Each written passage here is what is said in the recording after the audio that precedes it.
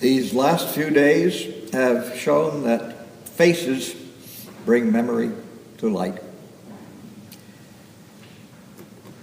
Here are a few third formers from long ago. I suspect dutifully upright, alert, and attentive, just as you were 65 years ago. That's remarkable. Here are some of those resourceful lads out here who eluded Cameronian law by building hideaways deep in the woods. And I think probably best of all, here are some of those courageous young women, trailblazers, all of them, who 40 years ago began taking over an all-male bastion to set things aright, and they did. Among the many memories that we've shared this weekend are those bringing back the 37 years that Catherine and I lived here amongst you. Beginning in 1947, 67 years ago, a span that's difficult to grasp from this end of time's telescope. Remembering our friends this morning brings to mind a film that I saw once, very long ago, 1939. An English production of James Hilton's Goodbye, Mr. Chips, in which an old school master reminisces about his life. I remember, no doubt imperfectly, just a single final scene in which, in his mind's eye, Chips watches figures of his deceased students emerge briefly in the background before fading away. It was a sentimental sequence that we wouldn't accept in a film today, but it affected me as an 18-year-old boy. And now, here in this beautiful and beloved chapel, the spiritual home to every St. Andrean, in this service of remembrance, it's certain that in this very moment, thoughts of friends from the past are in the minds of each of us. When it became known that I'd be here today, suggestions for those to be remembered kept flooding in from friends. They included not only students, but faculty wives, and staff. Most of them from when we arrived in Waldy Pell's days to when we left in John O'Brien's time. But the list grew much too long, of course, more so because I kept wanting to add names myself, so many, and realized, of course, the impossibility of doing so. But soon you will speak the names of your own classmates, 4-year intervals, 5-year intervals, that is. Most of them, at least from my years here, still fresh in my memory. And we must remember today that there are others, the other two legs of the corporate tripod, staff and faculty, who help to make this community the magnificent and ongoing experiment in Christian education that it's always been. The adults and their families who guide us in a process of unfolding in which both young people and their mentors prosper and grow together. Therefore, I ask that you accept my mention of just 3 persons from years past who serve, not as exemplars, but simply as representatives. And only then, as representatives of all St. Andreans, all who are no longer with us, students, staff, faculty. Student. Doug Williams, class of 1952, left his mark on St. Andrews as an outstanding young man.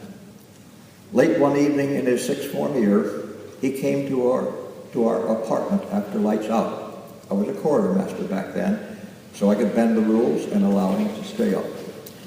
He came in, and as with many students approaching adulthood, Doug had various ideas and dreams about directions to take, and he wanted a chance to talk them out, which we did long after midnight.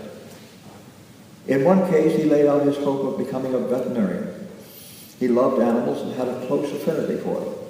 He'd grown up with horses.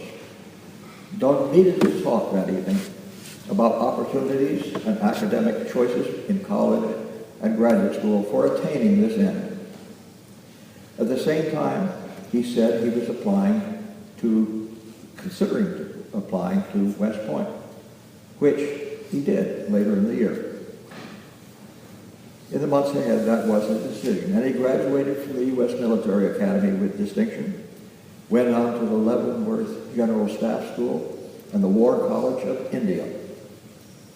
On July 10, 1967, as a major in the Army's elite 173rd Airborne Brigade, he was killed in action in Vietnam, leading his men.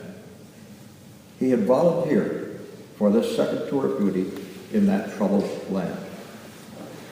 His honors and decorations include the Bronze Star, Air Medal, Army Commendation with Oak Leaf Cluster, 7 other United States decorations, and several bestowed by the Republic of Vietnam. Doug's portrait is upstairs in the War Memorial Room, amongst the other St. Andreans fallen in time of war. Doug Williams, St. Andrew. Staff, Dave Stott Steele, whose son Davy Stotts for many years followed his father St. Andrew's footsteps. Dave Sr. was a man more devoted to his work, literally, than just about anyone I have ever known. The marriage of man and school began, I suspect, in 1927 or 1928, as a young member of the Turner construction crew as they were leveling a dusty farm field in preparation for building the first part of what we know today as Founders Hall. And in 1935, he joined the school's maintenance department, where he worked for the rest of his life. Until his retirement many years later, and up to his death soon after, next only to his family, the school was foremost in his life. Dave knew intimately every inch of buildings and grounds with greater accuracy than blueprints could provide. I watched him make corrections on the spot. Anecdotes abound about the precision of his memory and his expertise in solving almost every problem, except when a snake was present, because the two of them did not get along, and invariably Dave left the scene without delay. Dave once admitted that on holidays and weekends, he would be at home and, in his own words, waiting for the phone to ring so that he could attend to whatever sudden need might arise in the physical plant of the school he loved. Dave Stotts, St. Andrew. Faculty, Howard Schmaltz, registrar, teacher, academician, mathematical wizard, philatelist, dispenser of sour balls, and keeper of doctrines, gentle but firm advisor and administrator for 44 years. 44 years. Beside him at all times was his equally dedicated, beloved wife, Catherine. Howard was a loyalist who felt the pulse of the entire school community in a way that few others did or could. He championed the overlooked and the misunderstood. And as a perceptive futurist, because after all, he had taken an active and important role in the school, its growth from its earliest years. As a futurist, he was never one for inflexibly maintaining the status quo. What he saw ahead that was needed, he worked for what was to come, and while preserving balance at all times and the best of tradition. Howard's wisdom, kindness, perception of the near imperceptible, and above all his fairness in all things, guided his colleagues and generations of students, a few of whom, writing of their debt to him personally, as well as the example he set, have their brief say in Time to Remember, a book about St. Andrew's history. Howard Schmaltz, St. Andrew. Let these three stand for every St. Andrew who's gone on before us, most of whom are clearly remembered, but others, if only dimly remembered and recalled, they still are never lost among the years. Throughout our school's 85 years of growth, we have remained bound together within the net cast by Waldy Pell's Fisher of Men, St. Andrew himself.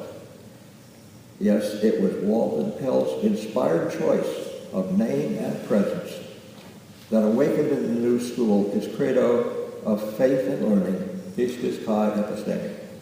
Whatever else is said about St. Andrews, whatever else, it comes down to that. By learning to give of oneself unsparingly, it becomes part of our fabric. In this life and beyond, we are one.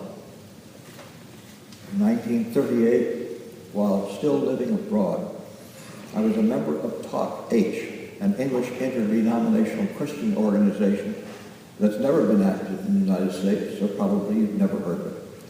But since its founding in 1915 by a British Army chaplain in World War I, over the years, Talk H had grown internationally in peacetime as a voluntary and faithful commitment to serving others, to societal reconciliation, and because forgetting can result in the extinction of presence, Talk H membership has always honored and remembered those from every walk of life, not just the military. At the end of our occasional meetings, while silently remembering, individually and privately, those who had gone from our own lives, just as we are doing here today, we recited a short verse from a longer poem by Lawrence Binion. The familiar words of that single verse, with a touch of Shakespeare in them, have remained with me ever since, and I offer them now for all departed St. Andrews, especially those who left us too soon, much too soon. They shall grow not old, as we that are left grow old. Age shall not weary them, nor the years condemn. At the going down of the sun, and in the morning, we will remember them. We will remember them.